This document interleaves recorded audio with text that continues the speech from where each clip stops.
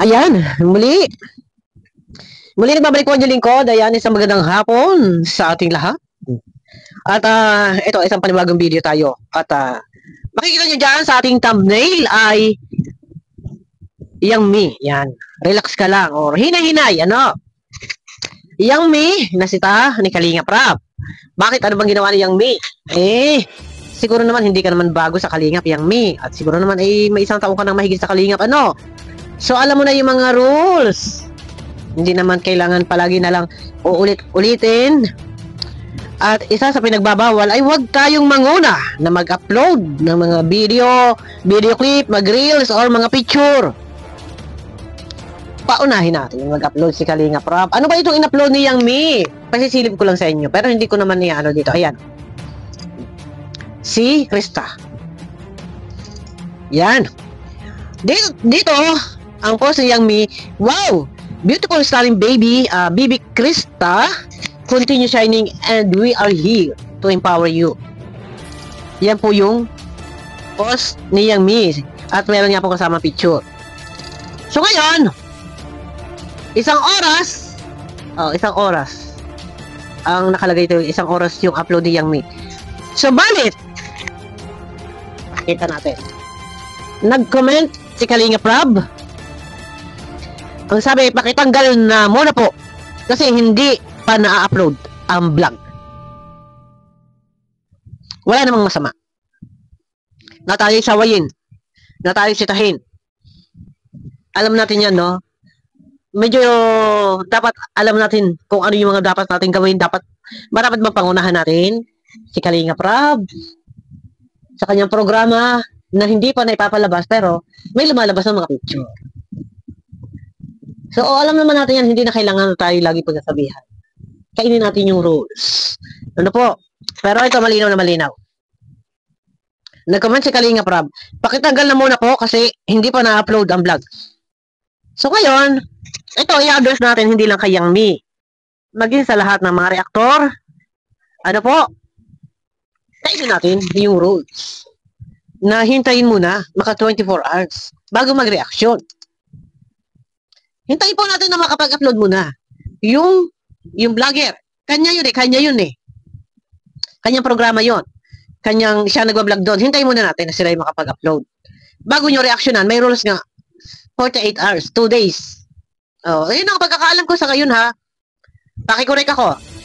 Nabanggit na yan ni Kuya July, nabanggit na yan lahat. Alam na yan ng mga karepa. 48 hours bago reactionan, bago gamitin yung mga video clip or mga picture. 48 hours yung kailangan hintayin. Pakikorek ako kung mali ako. So ngayon, wag tayong magpasaway. Aray ko, sorry, nakakagat ko yung dila ko. May ngipin pa ako dito. Huwag tayong magpasaway. Kasi sinaway siya eh. Pakitanggal na po muna. Kasi hindi maganda. Pakitanggal na po muna kasi hindi na-upload ang vlog. So, nagsasaway si Kalinga Prab. Kapag kayo may nakikita yung iba na nag-upload ng mga picture, gagayahin po ng iba. Ano, hindi po. Ito lang sa akin maayos naman to. Yung aking sinasabi dito. Sabi ko nga, hindi porket tayo ay mga kayo, hindi porket kayo yung nandyan na nagsusupport, may mahawak na sponsor to support yung My Chris, si Krista, ay pag ginusto nyo na mag-post ng kahit picture lang ay gagawing asal. Teka po muna. Ano po? Dapat maging pantay. Pantay-pantay po. Kung ikaw man ay reactor din, reactor ka eh. So, maging paras tayo sa lahat. Laban tayo ng patas. Hintayin. Ang pagkakalam ko nga, 24 hours bago mag-upload. Huwag natin hintayin na tayo ay mapuna. Na kayo ay punahin. Ipasisilip ko lang kung ano yung in-upload ni Yang Mi, para sa kalaman po na lahat. Ayan po. Naka-semi gown si Krista. Hindi pa nga nailalabas ni Kalinga Prab sa kanyang vlog. Siya namang nilabas mo. Kaya, nag-comment si Kalinga Prab doon. Pakitanggal na po muna kasi hindi pa na-upload ang vlog. Wala namang masama sa pagsita. Ang akin naman dito, eto, ini-address ko na rin po sa lahat ng mga reaktor. Ano po? Lesson learned. Ano po? Huwag na po nating hintayin. Kasama ko dyan. Wag na nating hintayin na tayo ay sawayin. Ni Kalingap Rap. Maghintay tayo na maka 48 hours. Yan 48 hours sa pagkakaalam ko, hindi na po 24 hours. Bago po kumuha ng video clip para gawing reels, hintayin maka 24 hours bago kumuha ng mga picture. Para naman excited po na mapanood. Ang nangyari po niya, nakagaya niya na po, 1 hour pa lang po na i-upload ni Yang Mi. Pero, meron na pong 1K likes. Ay kung hindi pa ito nagapan, hindi ang dami na makakakita niyan. Ay nakapublic itong post na to. Ano? So, alam na nila na merong ganong ganap. Merong ganong naka mini gown. Alam na ang ganap. Kasi inunahan ninyo na mag-upload ng mga ganyang picture. So, hindi na surprise yon para sa mga viewers. Yung i-upload ni Kalingap Rap. Kasi, meron kayong behind the scene. Nakakakuha kayo ng mga ganitong larawan. Behind the scene, pinapasa sa inyo. Ay, hindi na tama po yun. Ano po? Ayan nga. Oh, pakitanggal na po muna. Ay, hindi ko alam kung kanina to ha, kasi bumagsak ito sa group chat eh. Teka. Kasi ang akin lang dito, kasi 1 hour ago, kanina yata ito kanina. Pero wala na ito kay Yang Mi na itago na. Yun lang. Kaya kumain tayo ng rules. Hindi yan bago. Hindi yan bago na ipinatutupad. Kailan pa yan sinabi? 48 hours. Maghintay tayo, relax lang tayo. Hinahinay tayo.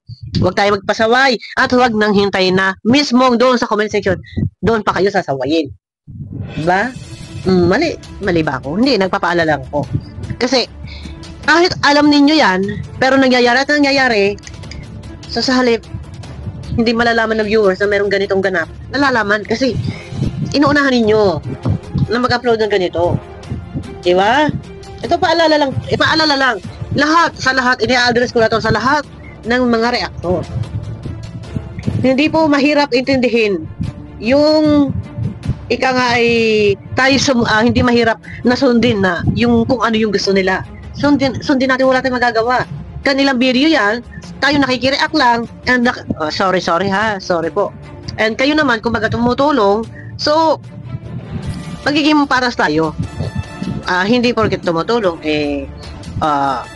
open ka, gawin yung gusto mo. Sorry. Kahit ikaw may hawak ka mga sponsor, tumutulong, sunod pa rin sa rules. Sundin po yung rules, para walang problema. Kasi kung sa iba, sisitahin niya. Di ba? Siguro ako lang naman siguro mag-reaction ito. Wala nang iba. Wala na sigurong iba. Pero yun na nga. Paalala, para sa lahat. Hintayin po na makapag-upload. Huwag po natin hintayin na mismong doon pa sa comment section magko-comment si Kalingap Rap para sawayin. Napakitanggal. Pinatatanggal, Pakitanggal po muna kasi hindi pa na-upload ang vlog. Yan, nagko-comment si Kalingap Rap. Yun. Huwag na natin hintayin na tayo sawayin. At mahirap pag tayo sinasaway doon pa sa comment section tayo sasawayin. Paano nga kung ikaw ay tulog and then si Kalingap Rap ay nag-comment or kung sino man yung nag-comment para magsaway. So, kung tulog ka hanggang umaga ay hindi mo namamalayan ay di ikaw ay nababasa doon sa comment section. Yan ang pinakamahirap dito. Tandaan lang natin yung rules. Siguro naman kahit paano nababalitaan mo na alam mo yan na kailangan maghintay ng 48 hours. Hintayin muna na maka-views yung may-ari ng video bago natin kuhaan ng video clip bago kayo magpalagana, pagpakalat ng mga picture. Kasi, tsaka paggamit pati guys ng video clip, hindi po lahat dapat. Ang gagawin po ninyo, ito paalala ko na lang din sa ibang reactor. Pag kayo mag-reaction, konti lang sana yung kunin. Meron po kasi ibang reactor na kapag nag-reaction halos lahat ng video. 1 oras yung live, inaabot ng 2 oras hanggang sa matapos yung video ni Kalingap Rap. Dapat po ang gagawin ninyo, pag kayo mag-reaction, huwag lahat ipi-play ninyo sa video nyo.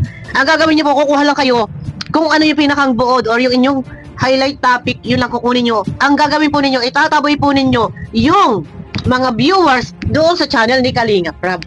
Ganun po yung gagawin natin. Hindi yung sa inyo na lang pinanood lahat. Yung iba baka hindi nakapanood kay Kalingap Rap. Ang gagawin po ninyo, bibitinin ninyo yung viewers, itaboy po natin doon sa channel ni Kalingap Rap. Hindi po yung kasi may nakikita ako nag-reaction halos buong kahabaan ng video. Inaabot siya ng live ng 1 oras, 2 oras hanggang sa matapos yung vlog ni yung upload video ni Kalinga Prab. Tinatapos talaga doon sa live. Ang gagawin po natin, kumuha lang kayo ng part ng yun lang yung inyong re-reactionan. Kaya nyo naman po pahabaan yun eh. Sa pag-reaction nyo, play stop. If-play nyo, and then stop, bibigay kayo ng opinion nyo. Mga opinion nyo, 2 minutes, 3 minutes. After nun, play ulit. Stop. Play stop, punto per punto. Kaya nyo pahabain ng isang oras. Ay, ang problema nga po eh, ang kabuuan video ni Kalinga Prab, piniplay nila lahat. Sa halip, ipagtabuyan nyo. Guys, punta kayo sa YouTube channel ni Kalinga Prab para doon nyo po mapanood ang kabuuan video bilang pag-promote. Yun po yung sa akin. Ngayon, sinaway si Yang Mi. Pakitanggal na muna po kasi hindi po na-upload ang video. Ito, i-apply ko para sa lahat, hindi lang kay Yang Mi.